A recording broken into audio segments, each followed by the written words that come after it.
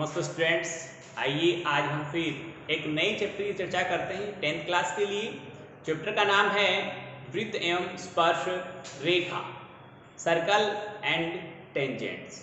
Students, इसमें हम पढ़ेंगे कि वृत्त में किस स्थिति में कितनी स्पर्श रेखाएं खींच सकते हैं, स्पर्श रेखा होती क्या है और स्पर्श रेखा और त्रिज्या के बीच क्या संबंध होता है, और एक वृत्त में बाह्य बिंदु से अधिकतम कितनी स्पर्श रेखाएं खींच सकते हैं, वृत्त के अंदर यदि बिंदु स्थित हो तो उससे कितनी स्पर्श रेखाएं खींच सकते हैं, वृत्त की परिधि पर बिंदु स्थित हो तब कितनी स्पर्श रेखाएं खींच सकते हैं।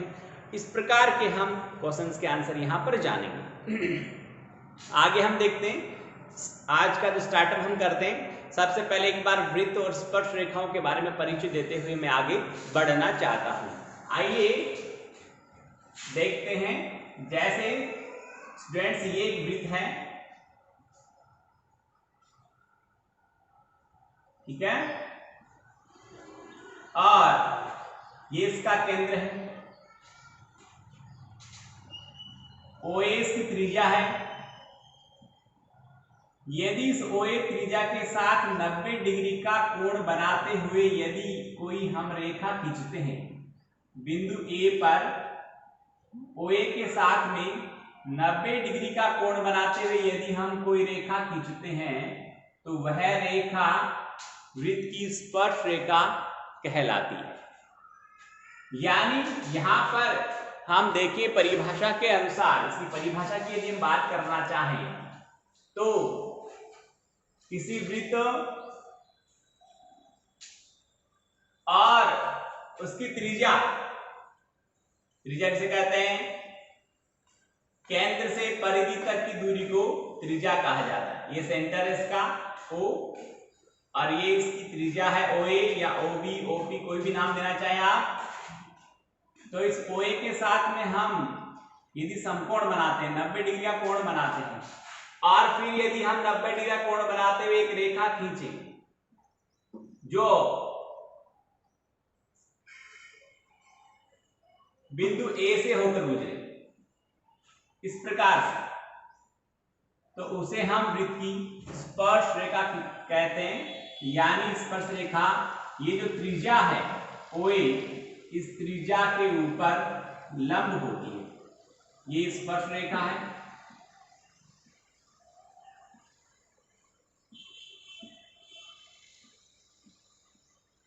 ठीक है, त्रिज्या पर स्पर्श रेखा लंब होती है, यानी स्पर्श रेखा के साथ समकोण बनाते हुए वृत्त की परिधि पर खींचा गया रेखाखंड उस वृत्त की स्पर्श रेखा कहलाता है, टेंजेंट कहलाता है।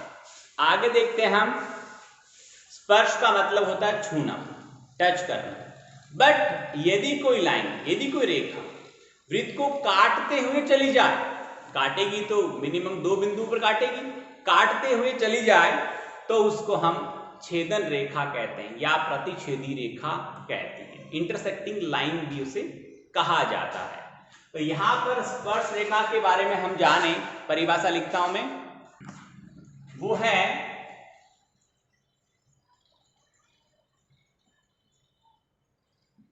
स्पर्श रेखा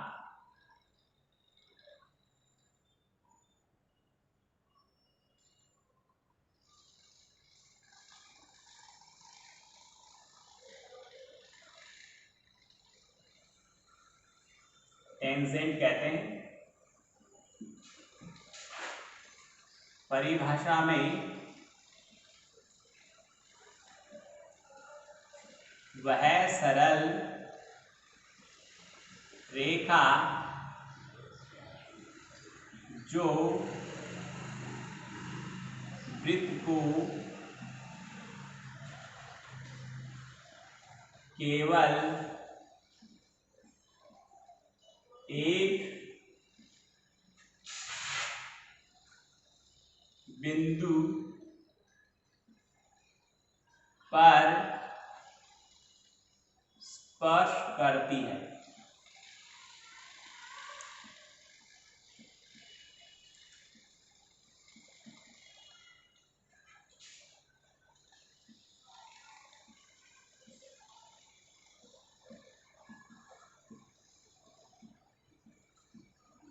वृत्त की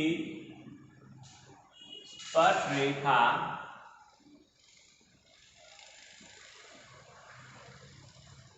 कहलाती है।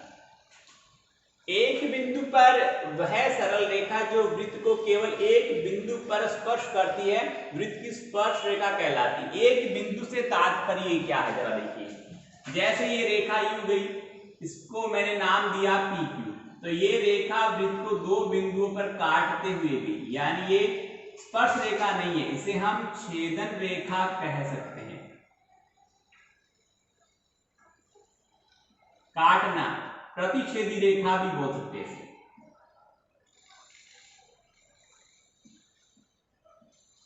ओके, अब यदि ये रेखा धीरे धीरे इधर इसको मैं तो इधर यदि प्रतिस्थापित करता हूं तो ये दोनों बिंदु धीरे धीरे एक दूसरे के पास आना स्टार्ट हो जाएंगे। जैसे सपोज करो मैंने यहां पर खींची, फिर मैंने मान लो यहां पर खींची, और जब ये यहां आ जाती है, जब ये यहां से गुजर जाती है, ओके, तब ये दोनों बिंदु जिस पर प्रतिच्छेद कर रहे थे वो दोनों बिंदु आकर एक जगह संपाती हो गए, कोइंसिडेंट हो गए।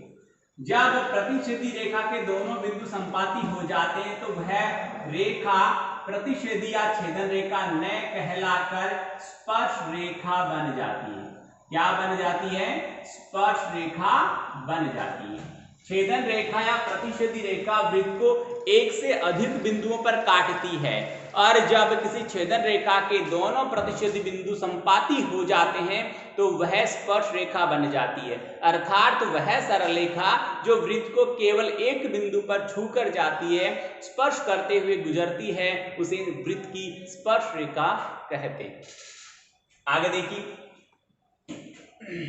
नेक्स्ट जो हमारा पॉइंट रहेगा, छेदन रेखा होगी, प्रतिच्छेदी रेखा होगी, और इसके बाद वृत्त की स्पर्श रेखाओं की बात करें तो मैं अलग अलग स्थिति बनाता हूं।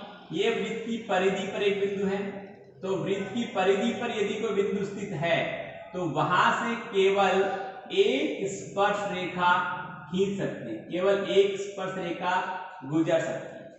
वृत्त की परिधि के अंदर कोई बिंदु है तो वहां से कोई भी स्पर्श रेखा नहीं गुजरेगी, कोई भी टेंजेंट नहीं जाएगी। यहां पर ये यहां पर स्पर्श रेखा नहीं है, कोई भी स्पर्श रेखा नहीं बनी। क्या है ये? छेदन रेखा कहलाती है। जो वृत्त को एक से ज्यादा बिंदुओं पर छूकर या काटते हुए जाती है वो छेदन रेखा है। और वृत्त के बाहर यदि कोई बिंदु स्थित है तो उसका डायग्राम यहां बनाता हूं। वृत्त के बाहर यदि कोई बिंदु है तो उससे वृत्त पर अधिकतम दो स्पर्श रेखाएं खींची जा सकती है। ये दोनों स्पर्श रेखा हैं और इनमें रिलेशन ये होता है कि ये दोनों स्पर्श रेखाएं लंबाई में सदैव समान होती है। तो वृत्त के बाहर स्थित बिंदु से वृत्त के ऊपर अधिकतम दो स्पर्श रेखाएं खींच सकते हैं और वे लंबाई में परस्पर समान होती है।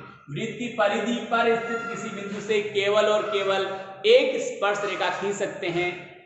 वृत्त के अंदर स्थित किसी भी बिंदु से कोई भी स्पर्श रेखा नहीं खींच सकते। यदि कोई रेखा खींचते हैं तो वह स्पर्श रेखा नहीं, छेदन रेखा कहलाती है, प्रतिच्छेदी रेखा कहलाती है, इंटरसेक्टिंग लाइन कहलाती है। ठीक है, तो स्टूडेंट्स ये तीन स्थितियां मैंने आपको बताई है। अब इसके आगे हम बढ़ते हैं तो एक थ्योरम आती है, प्रमेय आती है 13.1, उसकी हम बात करते हैं। 13.1 जो थ्योरम है, प्रमेय है, वो ये कहती है स्टूडेंट्स कि सिद्ध कीजिए कि स्पर्श रेखा त्रिज्या पर लंब होती है। स्पर्श रेखा उसी स्पर्श बिंदु पर खींची गई त्रिज्या के साथ समकोण बनाती है। इस प्रमेय को हम पढ़ेंगे।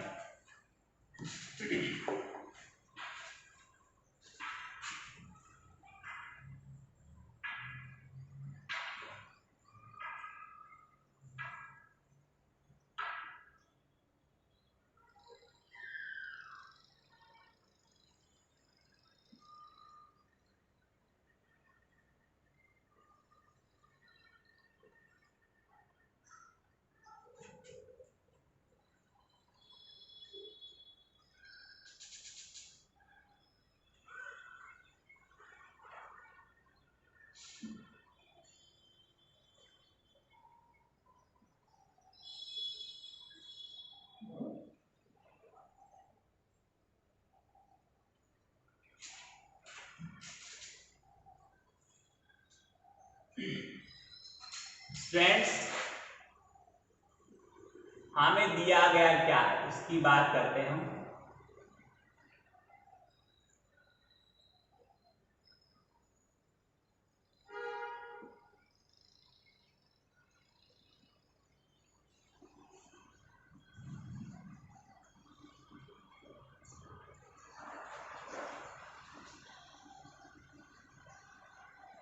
ओ केंद्र वाले वृत्त में बिंदु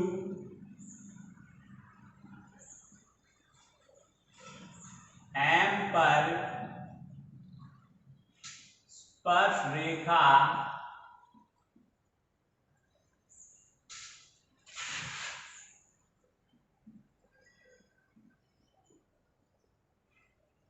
PM Q है तथा OM वृत्त की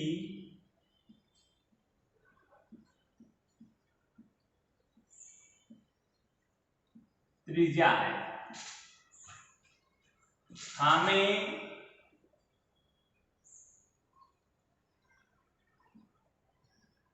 सिद्ध करना है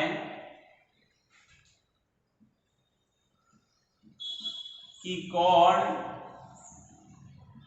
OMP बराबर कोण OMQ बराबर 90 डिग्री अर्थात समकोण है। रचना में हम क्या करेंगे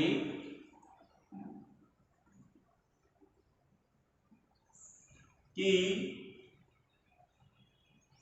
स्पर्श रेखा PQ पर एक अन्य बिंदु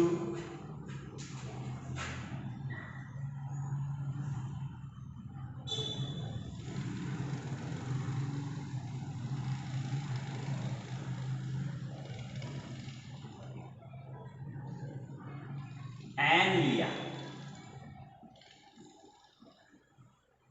वह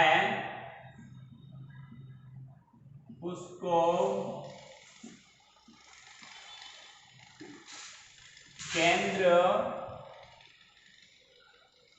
O से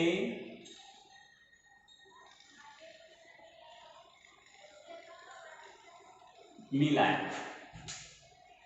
ठीक है,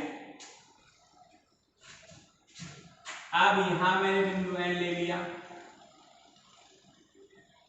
ये रचना में मैंने ऐसा काम किया है। ओके, उपपत्ति में मुझे लिखना है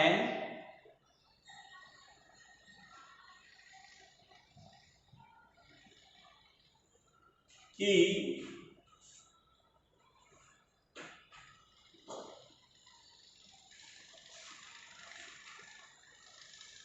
ON बड़ा है OM से। ठीक है, कारण भी हम लिख सकते हैं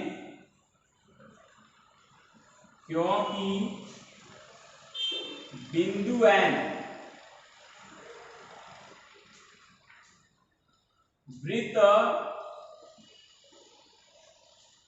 के बाहर स्थित है।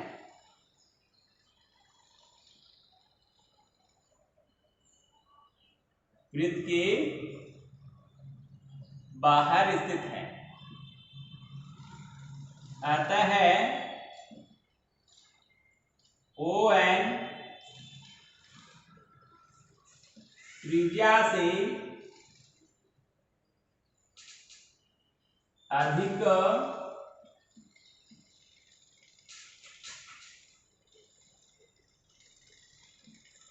लंबा है।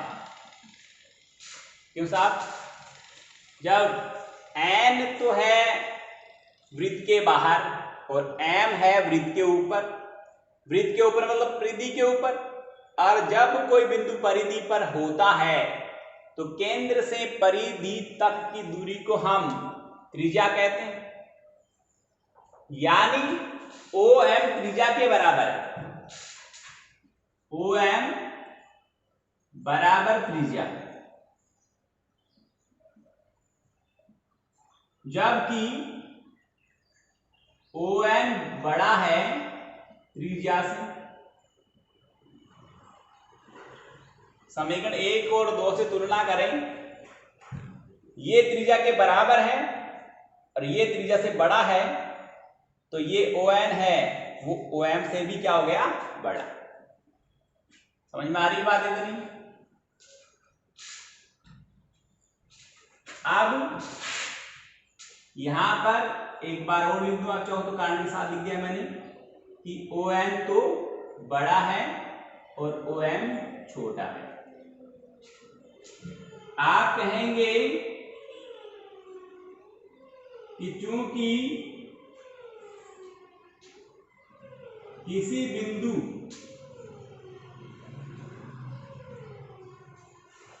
की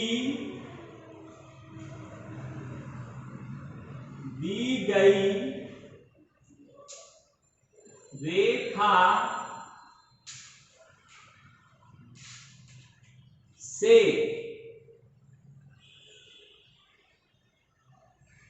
न्यूनतम दूरी उस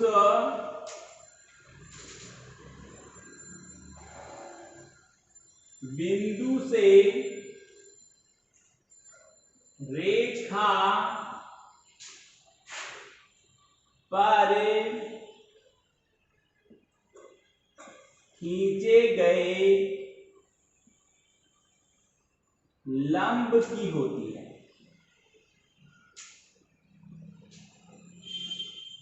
लंब की होती है। और यहां पर एक लाइन और लिख सकते हैं आप, ये दिख रहा होगा, लिख दूं कि अतः ON बराबर OM और कोमा लगाओ,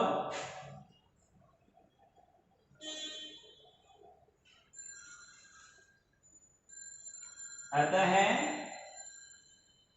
PQ पर स्थित सभी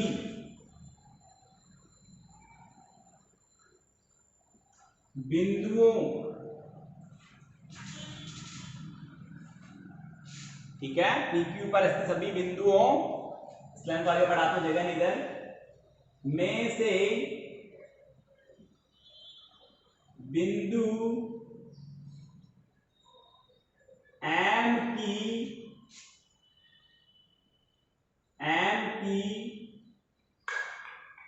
केंद्र O से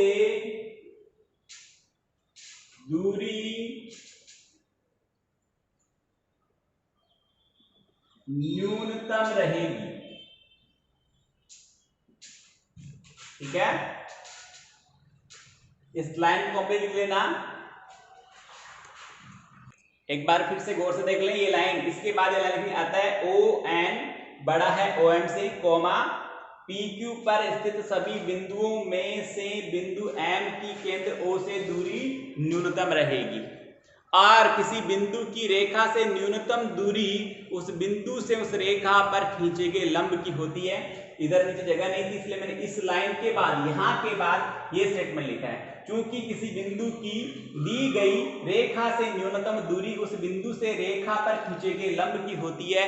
अर्थात जो ये OM जो कि इस PQ पर लिए जाने वाले सभी बिंदुओं से इस O से न्यूनतम दूरी पर है। एक बार आप प्रैक्टिकली देखिए, ये N है, ये क्या है, वृत्त के बाहर है, तो ON की दूरी OM से ज्यादा नहीं है क्या? आप कहेंगे यस सर ज्यादा है। इसके अलावा यानी कि जब दो रेखाएं या दो आकृतियां एक वृत्त और रेखा यदि स्पर्श करती है तो वो अधिकतम एक ही बिंदु पर स्पर्श कर सकती है। तो इन दोनों में जो कॉमन पॉइंट होगा, रेखा PQ और इस वृत्त में जो कॉमन पॉइंट होगा वो सिर्फ एक ही होगा, वो कौन है? M। इस M के अलावा यदि कोई भी बिंदु की कल्पना आप PQ के ऊपर करते हो तो वे सभी बिंदु इस OM दूरी से अधिक दूरी पर स्थित होंगे, अर्थात वृत्त के बाहर होंगे, और वृत्त के बाहर स्थित बिंदु की केंद्र से दूरी सदैव त्रिज्या से अधिक होती है। अर्थात PQ पर स्थित सभी बिंदुओं में से OM ही O के सबसे ज्यादा नजदीक है। O क्या है? एक बिंदु है, तो एक बिंदु से रेखा के सबसे नजदीक बिंदु वो होता है जिस पर उस केंद्र से लंब खींचा जाता है, यानी रेखा का वह बिंदु जिस पर दिए गए बिंदु से लंब डाला गया है, वह रेखा का बिंदु उस दिए गए बिंदु से सदैव न्यूनतम दूरी पर होता है, अर्थात OM है वो PQ पर क्या हो गया? लंब। ये तो मैंने समझाया है, बाकी भाषा मैंने जितनी लिखी है उतनी लिखनी है, उससे आगे नहीं लिखना है। और इसके आगे आपको लिखना है, यहां पर जो है ये लाइन लिख देना आपको डायरेक्टली, ये और ये लास्ट में आप लिख देना, तो ये हो गया जो हमें सिद्ध करना था वो हो चुका है। ये प्रमेय है स्टूडेंट्स हमारी 13.1। अच्छी तरह देखें, अच्छी प्रमेय है, कॉन्सेप्ट अच्छा है, इसको समझना, इसको अंडरस्टूड करना आपके लिए बहुत ज्यादा फायदेमंद है, क्योंकि इसमें कॉन्सेप्ट ऐसा ही है कि जो आप ऑब्जर्वेशन के द्वारा ही उसको ग्रहण कर सकते हैं। आपको ऑब्जर्व करना है कि देखिए कौन बड़ा है कौन छोटा है, कौन सी डिस्टेंस मिनिमम है कौन सी मैक्सिमम है, और कब बढ़ रही है कब घट रही है। जब हम इसके नजदीक आते हैं M के तब दूरी घटती है, और M से दूर जाते हैं तो केंद्र O से इन सभी बिंदुओं की दूरी बढ़ती है, यानी सबसे कम दूरी M की ही रहेगी, अर्थात OM PQ पर लंब है। आगे बढ़ते स्टूडेंट देखिए, बहुत ही शानदार प्रमेय, इसको एक बार देख लें अच्छे से। एक और प्रमेय लेता हूं मैं, उसमें स्टेटमेंट ये है, हमें सिद्ध करना है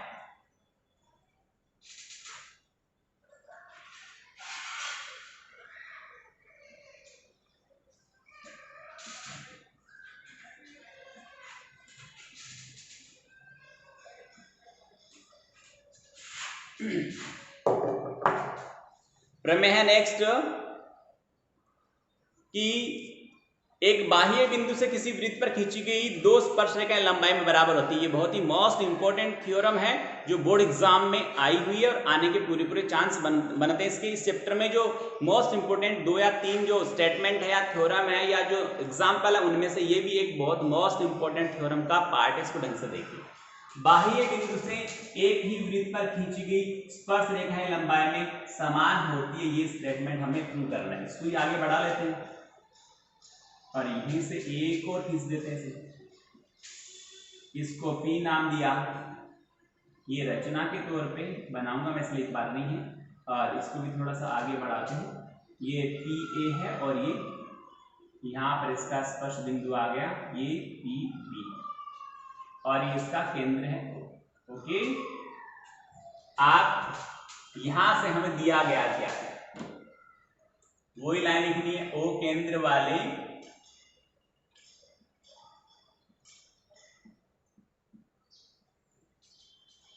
वृत्त पर बाह्य बिंदु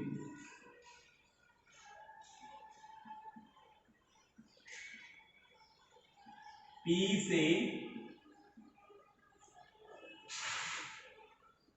दो स्पर्श रेखाएं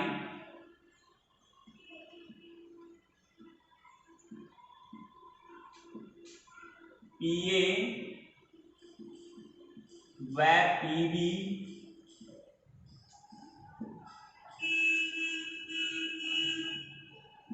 खींची गई है।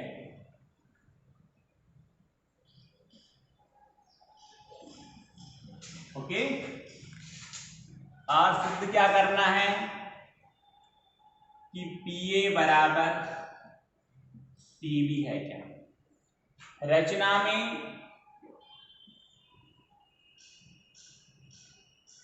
केंद्र O को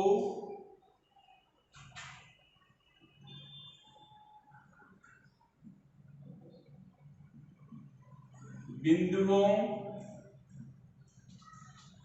P A व बी से मिलाया, तो इस तरह से मिलेंगी।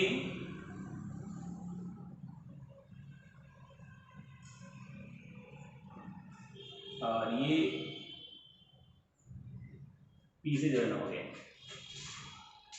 अब हम कहेंगे कि त्रिभुज पी ए ओ व त्रिभुज पी डी ओ में तुलना करने पर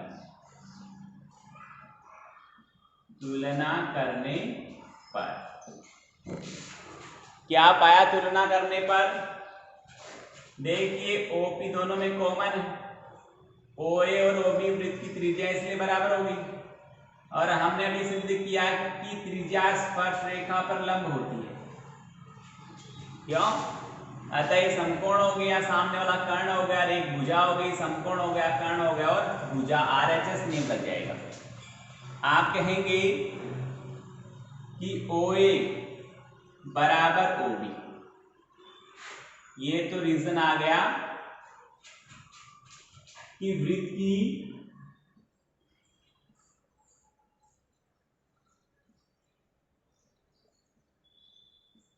त्रिज्याएं हैं और ओपी बराबर ओपी, ये दोनों में कॉमन है।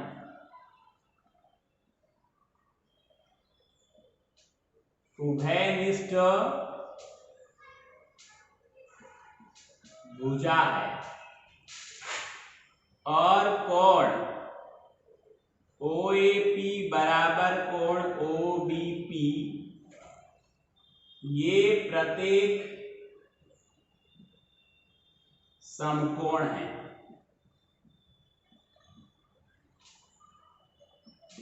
क्यों? अतः RHS सर्वांग समता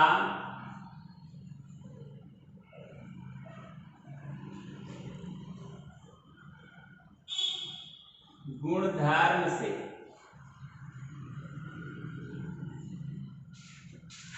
ठीक है,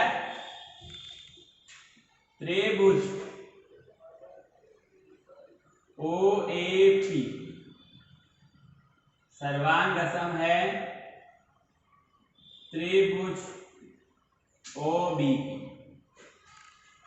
और बाय CPCT का फुल फॉर्म बता चुका हूं मैं, सर्वांग सम त्रिभुजों